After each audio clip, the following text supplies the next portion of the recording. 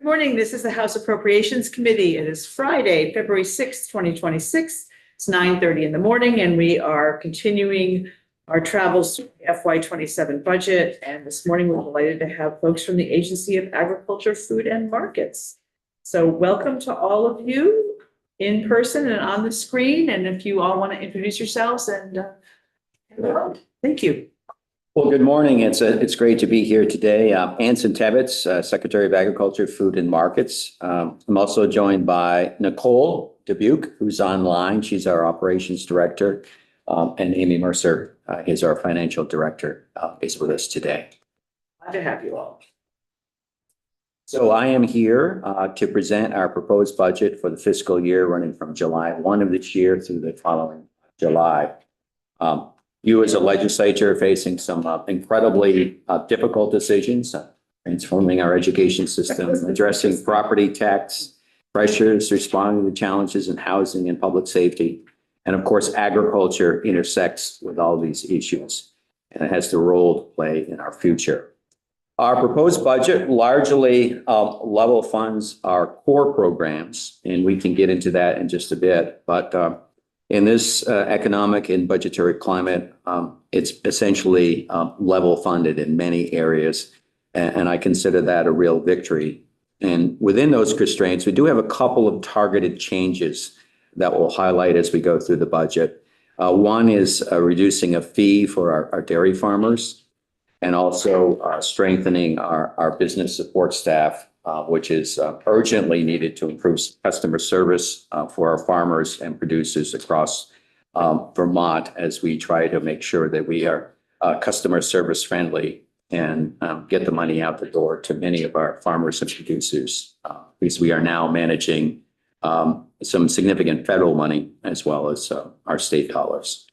And with that, I thought I'd just start with our presentation, and I always like to begin with our mission at the Agency of Agriculture.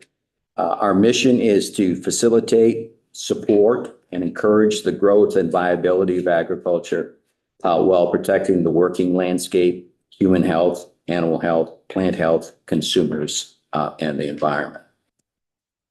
In our recommended budget from the governor for FY 2027, it's $61.19 million.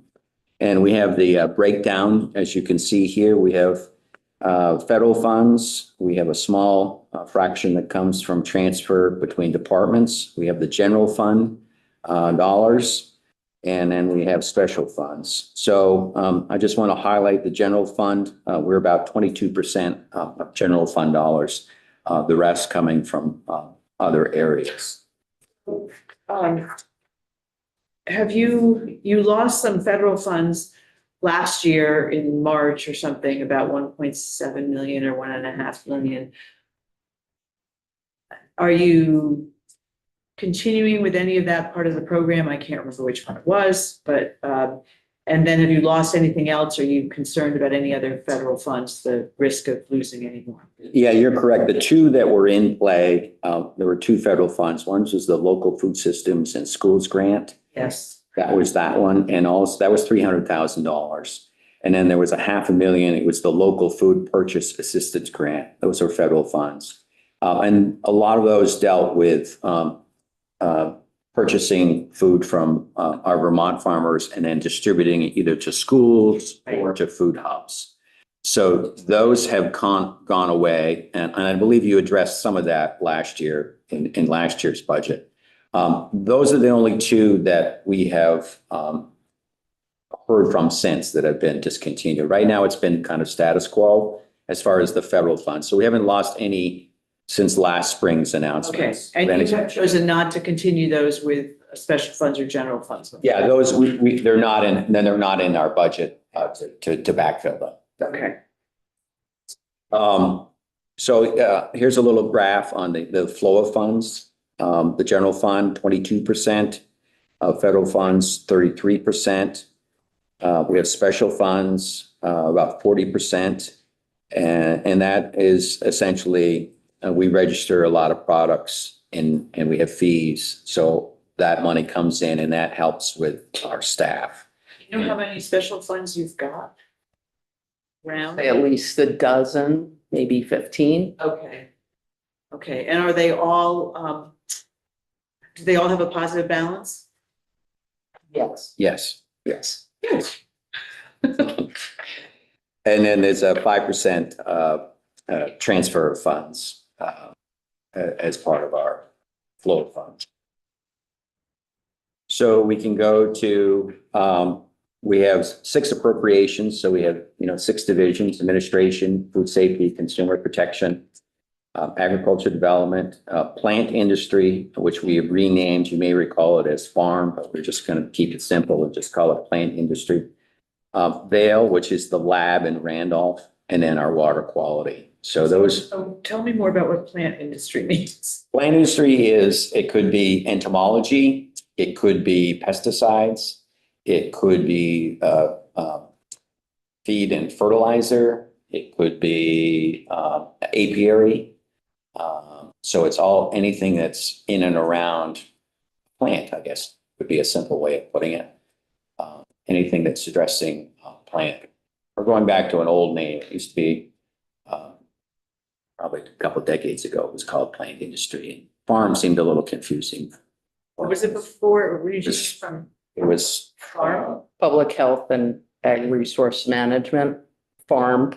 farm, PHARM. Oh. Okay. So just a name change, but we think it's a little more for the general public to understand.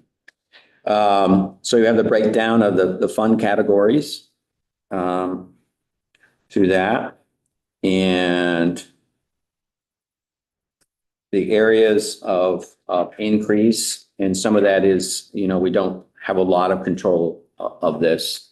Yeah. Retirement, some of the cost of doing business funds, you see them here. Right, don't need to worry about those. It's Yep. sort of the different Yep. things.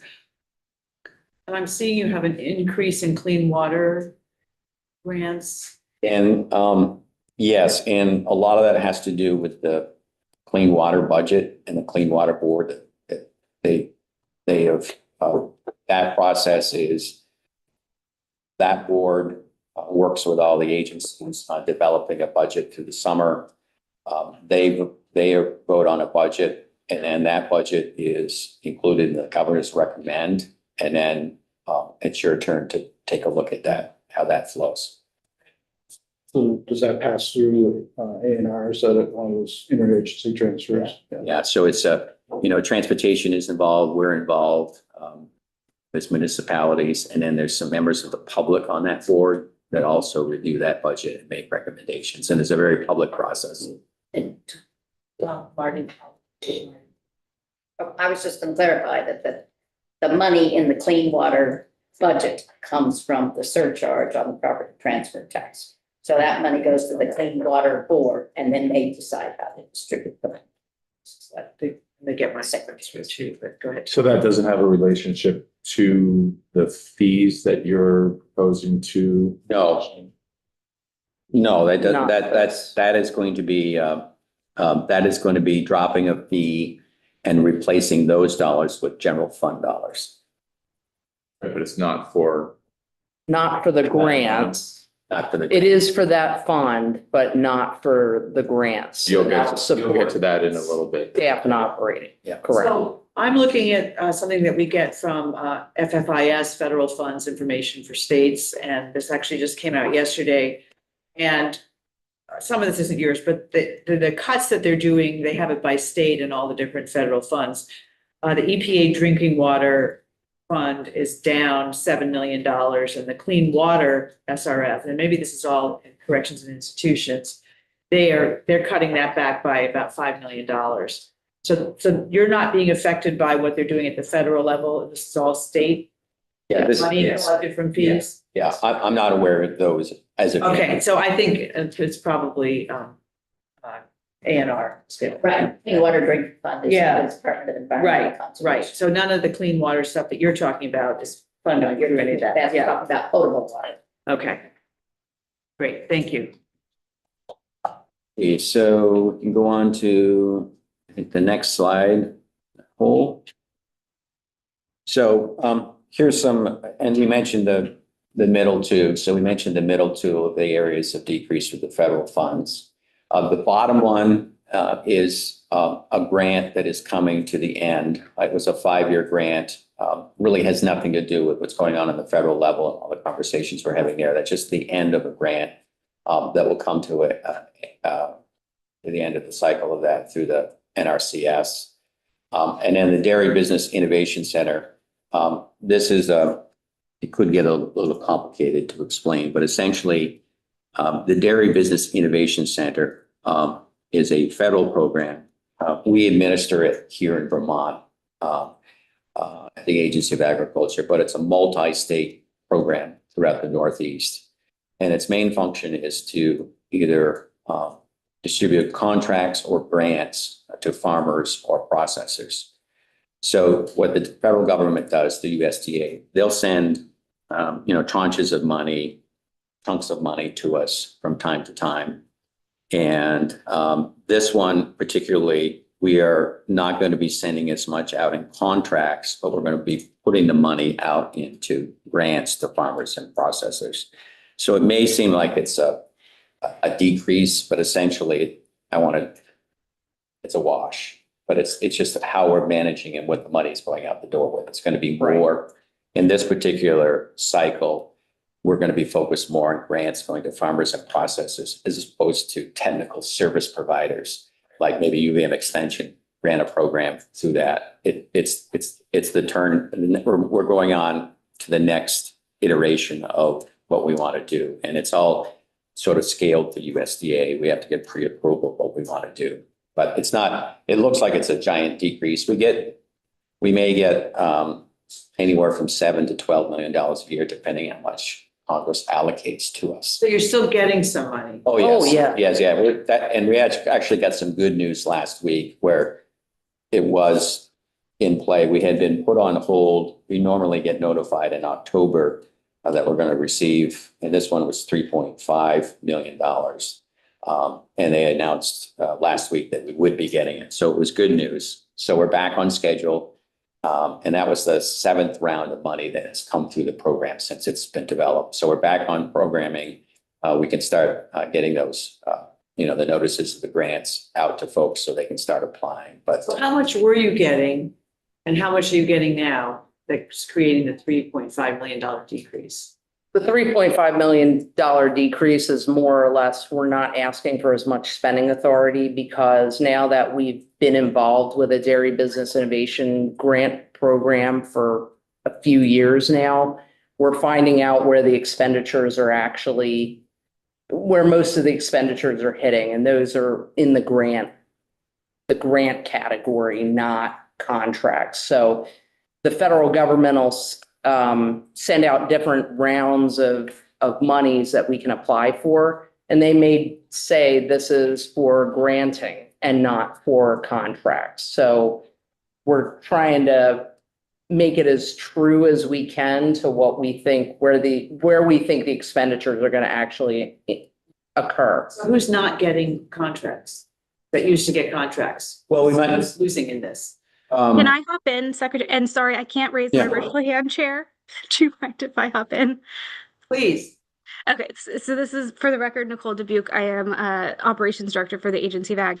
So it's not that the people that are not getting contracts are really folks that were doing assessments for us. So as the program has matured, we really kind of know what the Northeastern region needs as far as the sector goes. So we did have contracts that were with a variety of folks to do assessments on sector needs. And that's not something that we are choosing to invest in at such a high rate going forward. We have to already, by USDA standards, put 50% of our funding out in grants direct to dairy businesses. So now we are channeling more of that money into grants direct to dairy businesses. Same money, we just won't be putting it out in contracts to do assessments. We'll be doing more granting, less contracting. Right. So more direct to dairy businesses. I understand that, but who's not getting contracts that used to get contracts? I can give you a few examples that did get contracts. So recently did one about there is a need for whether we need essentially a cheese school. So we needed to see the region where the gaps were with the emerging development of products. Could there be a brick and mortar place where people could come and learn how to make cheese or yogurt or dairy products? So we contracted with a firm to do that assessment. So that would be one example. We've done one with the goat industry.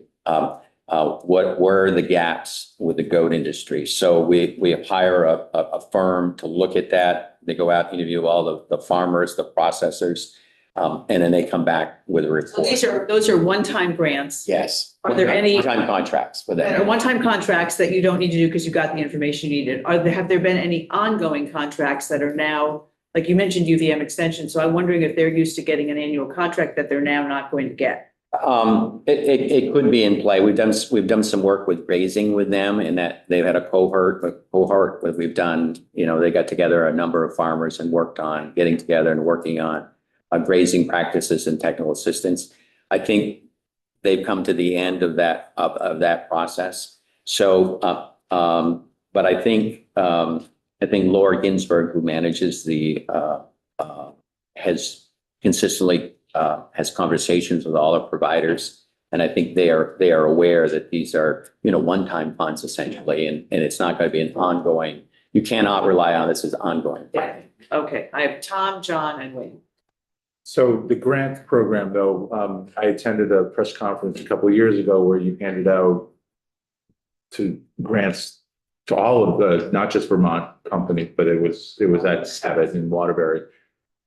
That's what this program is. So when a grant is made to an ice cream maker to upgrade their ice cream facilities or any small, in my memory is that it was a lot of value add industries that were receiving grants of some size. Is that what this program is? Yeah, and I don't know if we could go to that slide, Nicole, if you can get to it, I can explain a little more detail. So essentially, we manage it at the agency, but it's all of New England, New York, Pennsylvania is also involved. And we have a neat little map. So here is, if you look at this map, you can see how many awards we've made and look where the dollars have gone throughout the Northeast. The average grant, $85,000, and that may be for a pasteurizer. Someone needs a critical part of new equipment for a dairy processor, or it could be on the farm. So we've financed robotic milkers for small farmers, cleaning equipment, manure spreaders, all that kind of infrastructure that's really important. We've also done marketing grants for dairy processors, establishing, they work with a professional firm to update their e-commerce, or their websites, and we've seen some incredible results, some of those. But the goal is it needs to go to processors and it needs to go to dairy farmers throughout the Northeast, and that's the goal of it. Point of clarification that the 3.5 million Yes. is not Vermont. Vermont only. Right. For that. 11 states. And there are 3 other regions that in the United States that have them as well. Wisconsin has one, Tennessee has one, and California has one. We are the only one that's at an agency. The other ones are more academic research based. So Wisconsin, Tennessee, as dairy is different throughout the region, but we're the only one that's at a state agency. John, Thank you for example here. So the assessments have kind of resulted in a schedule where things get more directly allocated here to upgrade whoever might need that based on. So we have we go back to the contract discussion. So Right. we got the goats. So we know where the opportunities, the gaps, the challenges are with goats. So now it may say, hey, we need more infrastructure on farms. We may need more technical assistants or veterinarians or more feed technical assistants. So now we'll develop those grants to the goat farmers. So we've got that information. Thanks. So mine was the same along like, so just get to the bottom line. So money was spent on grants or rather contracts to figure out what should be done. And now you're at a point where you know what should be done, and you're going to be issuing grants for the question now is, will there be more money available for the grants now that you're not doing the assessments? I think it will go in stages. So I think this is maybe call it a timeout on that. And then we're gonna, put more money out onto the ground to the farmer assessors. But the next round that we may get, and that's the other thing we've got to make sure we do, is we need to have it reauthorized in a farm bill to get these centers reauthorized again. It's coming to the end of the authorization through Congress. And then, as you can see on the map, it's become quite popular. So we're also advocating for more dollars from the federal government because the need, we're way above the need as people learn about it. And it's a wonderful model. It is, we work well with USD on it. It was started, let's say 5 years ago with some seed money, but USDA approves our plan and then we manage it. So we know where the needs are. So we know what the Northeast needs. And so it's unlike some of the programs, the USDA, they're down in Washington, they're not on the ground as much. They may not know what the needs of Vermont or New York or whatever. So it really works well. And they don't micromanage it for us. We just put sideboards on it. They send us the dollars, it's pre-awarded, and then we go to work distributing the dollars. So it's a good model. And I hope USDA will think about doing it in other sectors. For example, the meat world.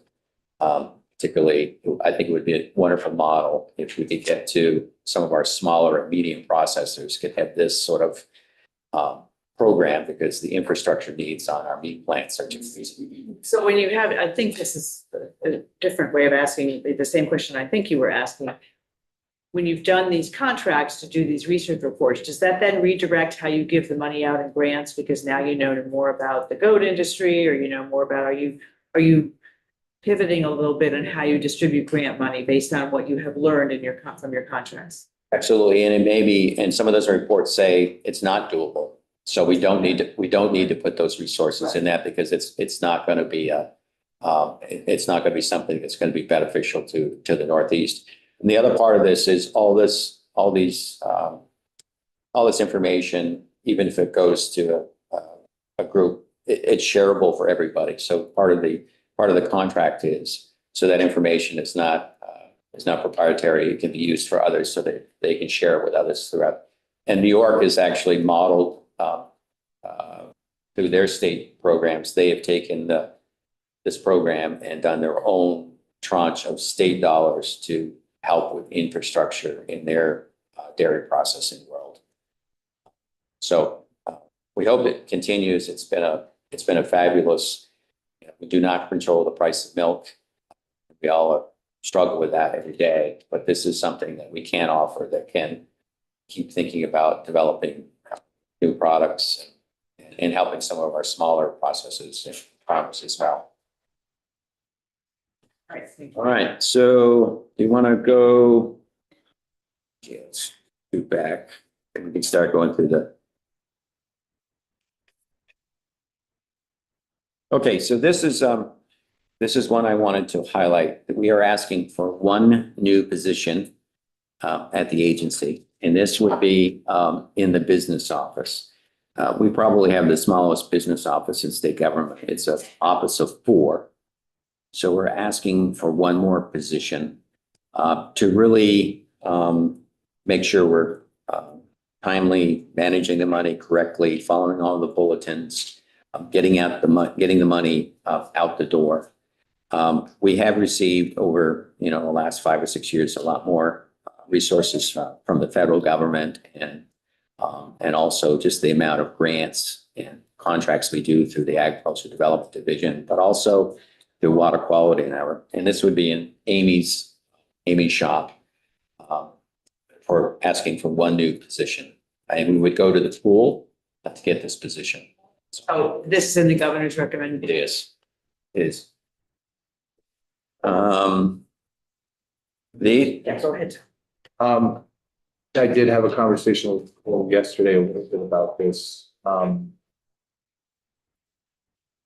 this sounded to me like you needed this just status quo, like as of today, regardless of what happens when, because I know you're still waiting for the $31 million that was federal funds that were put aside or intended to be for losses, farmers' losses from 23 and 24. Is that still accurate? And you need more people Yeah, to handle? Will that grant help you have another limited service person or something like that to handle the management of those fee Yeah. funds? I think the goal of asking for this position is just to make sure we stay even for what we're currently managing. For example, if we have someone that goes out on family leave, and I think we have someone on family leave right now, we're down to three. We're down to three. So I think it's that, just to refresh on that, we are awaiting a USDA grant through that we're negotiating with, and it will be a block grant coming to Vermont to manage losses in the severe weather of 23 and 24. Now, there may be some resources to help with that, to manage that grant. But I think our goal in this one is just the everyday business that we're currently managing. We need this position.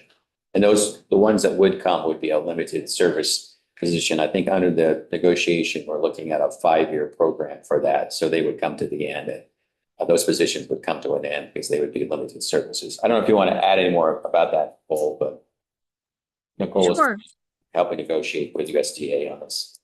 Yeah, I can give you a brief summary. So the 220 block grant was appropriated in the continuing resolution in December of 2024.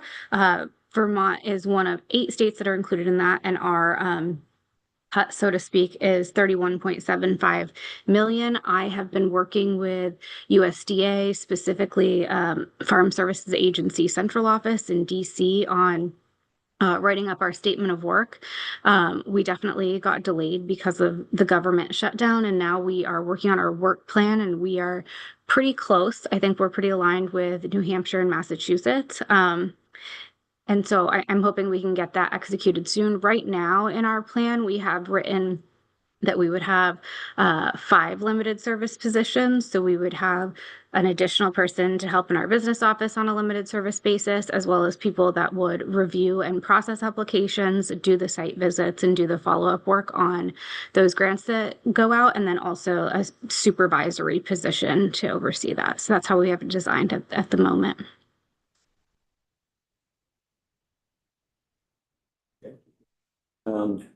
I think we're at the point where we talk about some of the budget items.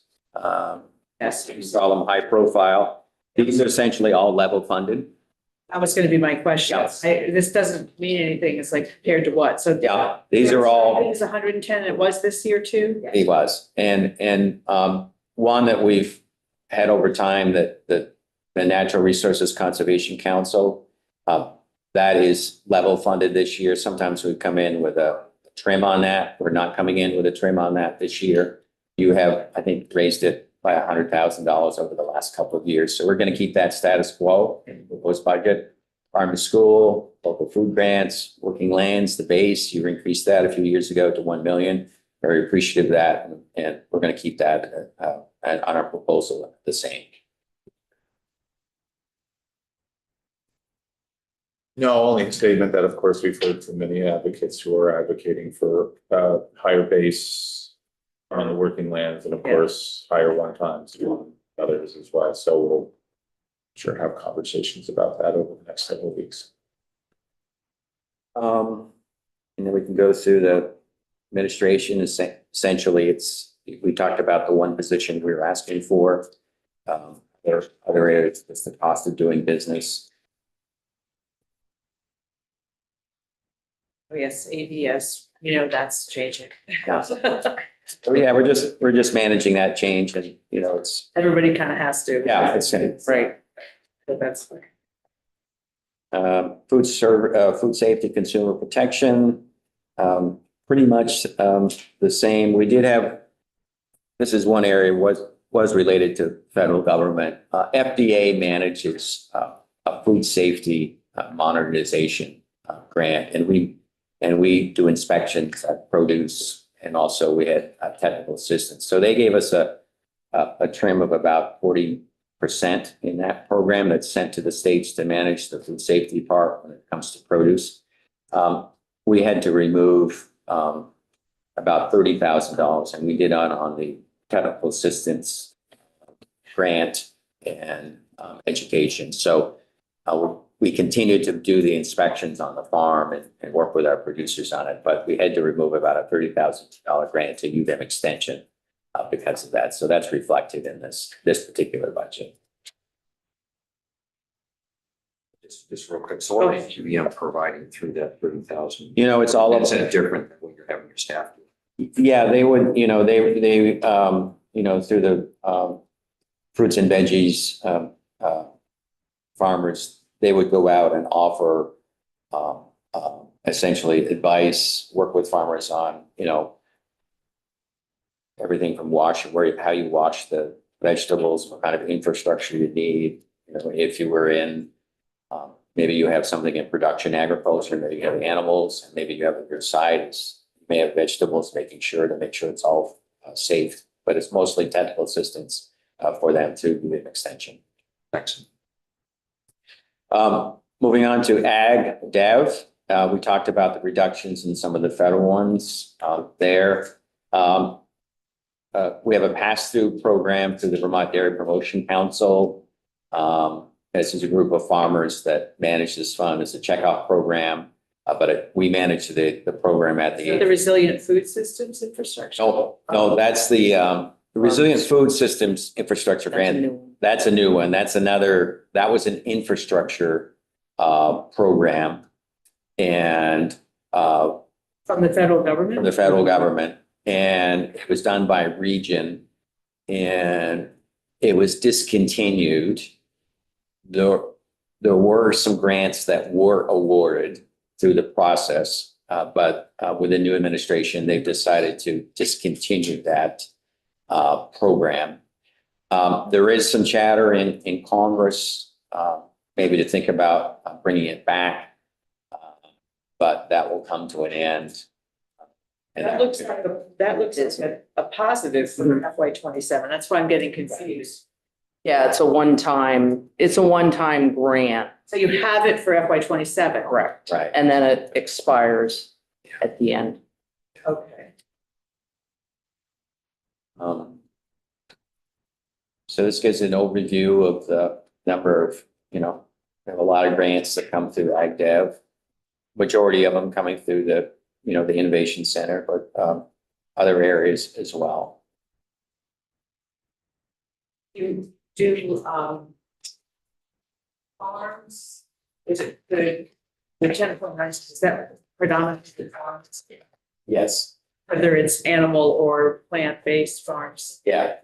And a lot of the 10.9 in federal dollars awarded, a majority of that is going to go through the Dairy Innovation Center. So that's what's being. People get more than one grant? I believe they can. There's a rigorous scoring matrix, and we manage it, but we call on people from other regions to also. It's become quite competitive now because this word has gotten out. But yeah, they can. And do you follow up on the impact of your grants and what's happening as a result? Do you have any data on that? We're coming to it? I believe we're getting to Yep. it. Oh, well, that's fine. Yeah, I think we're going to go on to working lands now. So just an overview, and this is a particular one. There is a lot of impact statements and work and, number of jobs created. And it's been a very successful program over the years. Anything you want to highlight in that? I would just say that, the part that, again, it really helps with, affordability. It helps getting maybe that key piece of equipment they need. It's creating jobs. It's also the other area, outside of the farm area, it's also the forestry world, and also the forest products. And sometimes there are not a lot of opportunities for that sector, but it's the working landscape and they're part of it. So they're a part that take part in this.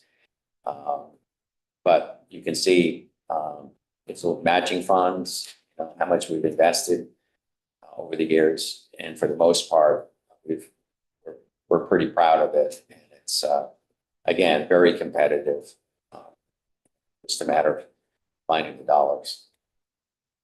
I also want to thank the ski areas. Ski Vermont also contributes $20,000 to that.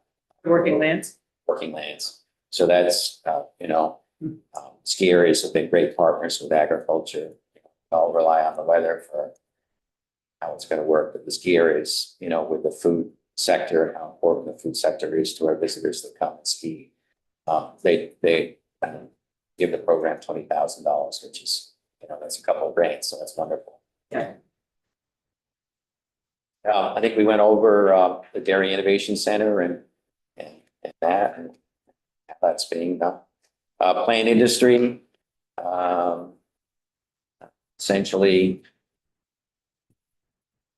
no big highlights there.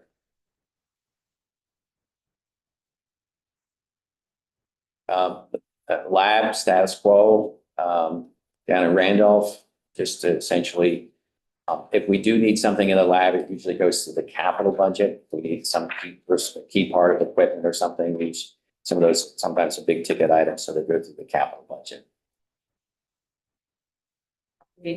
How's the industry doing? Bee industry, our agency is, and Steve Dwinell and our inspector, they're working really closely with the bee industry. I guess it depends, the big issue, I think a lot of it has to do with the mites and how they survive that. But Steve Dwinell in plant industry is working with the University of Vermont on research. And I think there's still a decline, and exactly where it's all coming from. I think that's up to debate, but Steve has a lot of good experience and is working, trying to work on pollinators and working on, everything from backyard gardeners to the farm industry to figure out best practices with that. Lynn? Yeah, the bill, when that was being considered and built after, being dealt with, I was in institutions at the time, and there was a question whether ag and environmental conservation would get along. There's always been a tension between those agencies. Yeah, This has worked out. No, it's worked out wonderfully. We share space with A&R. It could be, Fish and Wildlife has a spot down there, DEC, water testing. It's worked out very well from our perspective. Yeah, they assured us that it would. My understanding, it's going well. Thank you. Yeah, thank you. Lab. Oh, and okay, here's one. This is I think the headline in this particular one comes to affordability. So about 11 years ago, when the new water regulations came forward, farmers paid a fee and are still paying a fee. So large farms pay a fee of $2,500 a year. And medium farms pay a $1,500 fee. You don't see small farms on this slide because small farmers have not paid the fee over the last decade plus. So what the governor and we're all proposing is that we drop the fees. This will benefit about 131 farmers. And we'll replace these fees with general fund dollars. And that is our proposal. The dairy industry right now is going through a really difficult stretch with a price decline for the price of milk, well below the cost of production. So we see this as not not an answer to those structural problems with dairy, but it does take one bill off the pile that they would not have to pay. And we would go to replacing that fee with the general fund dollars. And the total cost to the general fund will be $231,500. That this year and next year it's going to be twice that, or is this typically what? Oh, this would- on an annual basis? This would be annual basis. I don't see this changing, increasing. The other thing I want to highlight is this is not changing our programming, what we're doing out in the field. This is just a simple, instead of asking for the farmers to pay for it, that we're spreading over to the general fund. But the programming, same number of employees, same programming, focused on water quality. We're just asking the funding source to change. Instead of the farmer paying for it, it would go to the general fund. All right, we understand it. Thank you. Thank you. So this is the part, if appropriate, these are some of the results of we're measuring what we do. And Nicole can do a walk through this if you want. We changed the system a little bit this year. I think it's important that we do this so we know how we're doing. And if there's an issue that we need to correct, we have some data to figure it all out. So Nicole, if you want to begin. Sure. I'm happy to kind of whiz through and you tell me if there are particular areas that you want to talk more about. So I'm looking at this and I just see 1 year. Mhm. of Vermont, but what I don't see is how it compares to last year. So there's So there's go ahead. no trend. I can't tell what the trend, if there's any trends from this. Right. So there isn't any trends with several of our programs. We have been working with the Chief Performance Office and within our divisions on updating our performance measures. In previous years, we had several programs where we had some really basic information about how many licenses, for example, how many registrations, et cetera. And some of the measures were really not things that were within our control. So we've been working to update them. So we did not use these performance measures specifically in 2024. Okay, thank you. Yeah. So for the produce program, we are specifically looking at the number of grantees for produce safety innovation grantees who indicate new markets reached or current markets maintained. So 88% of grantees. Number of support services provided to Vermont produce farms, 104. Number of verified farms in the Vermont WinWham database, that's 717. Moving on to working lands, we look at the percent of business grantees that show increase in net income over the grant period. It's 56%. The percent of grantees that added FTEs over the grant period, 49%. The percent increase in product output for business grantees over the grant period, 68%. Moving on to DBIC, these performance measures we did not change. So I have 2024 in here as well. So the number that experienced increased sales because of marketing and or promotion activities has gone from 70 to 319. The number of new and or existing delivery systems access points reached, you can see we have a big jump here from 1645 to 19,544. The number of farmers who have learned new management strategies. This went down, and my understanding is, we did a lot of outreach in the beginning, spoke to a lot of farmers. We're not necessarily teaching the same thing twice, but I can get more detail on that if needed. So we went from 1427 to 323 in 2025. The percentage of participants that express satisfaction and positive outlook for the future of their business, 99% both years. This is a self-report measure. Moving into food safety and consumer protection division, we have multiple programs within this division, so I won't go really in the weeds on things, we do track the number of licenses, registrations, permits, which is 1558 in meat inspection, the number of in-plant non-compliance reports, 23, number of inspection visits at the plants, 3,056 in 2025. Number of inspections resulting in enforcement actions for compliance inspections, 28. Number of compliance inspections overall is 876. So it's a pretty good number. And then the bottom two are really important ones that we added for 2025, which is the number of recalls, state inspected product, 0, and the number of in-plant biological, can't ever say that word the first time, residue samples positive, 0. That's what we want to see, right? That means we're doing our job. Great question here. Yes, yes.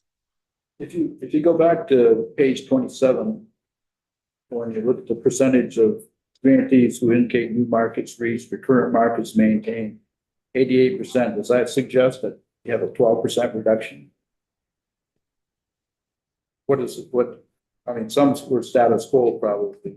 What's the flip side of 88%? So this is, I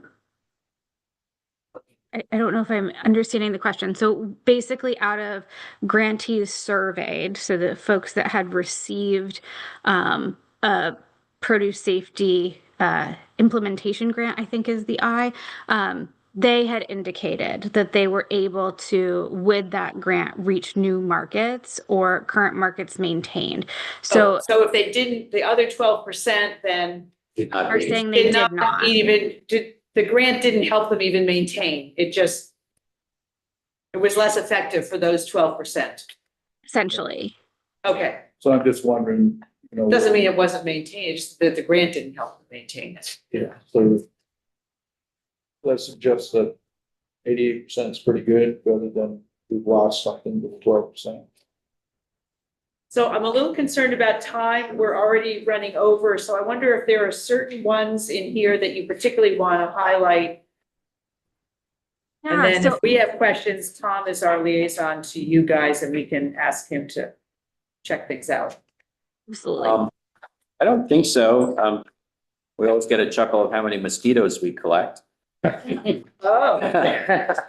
It's well over. 89,000. Yeah.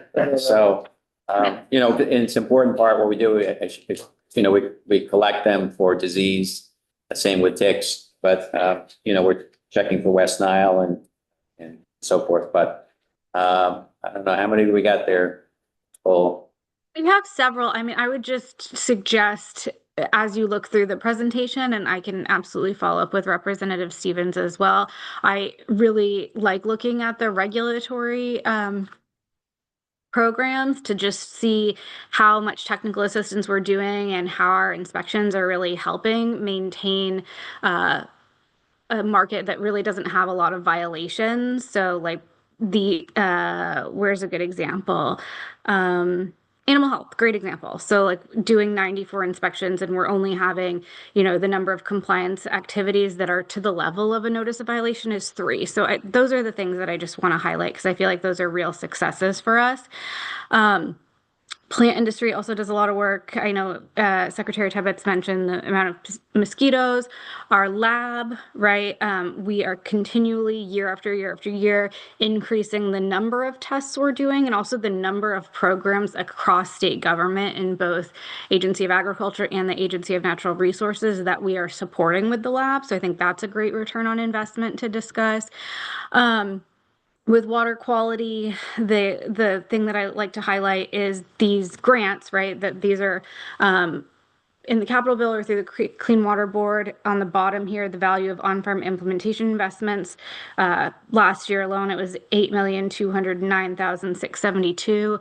The state dollars very much make matching to the federal programs through NRCS possible. So I like to bring that up. Otherwise, we've got a list of carry forward funds here, which are all obligated and existing multi-year grant agreements. So yeah, sorry if I talk too fast, but I think those are the main things. That's great. Well, we can look. So basically what I'm hearing is no particularly new initiatives. You lost a couple of things from federal funds. and you're working to keep people in business and healthy. Great. Thank you very much. Thank you very much for coming. Yes, Representative Stevens is our liaison to you, and we appreciate your time. Thank you so Thank much. you. Bye-bye. Take care. Okay. Criminal justice folks, if we take a 5-minute break, are you okay? We're doing that? Okay, let's start back at 10:30 and let's go at 5. Thank you.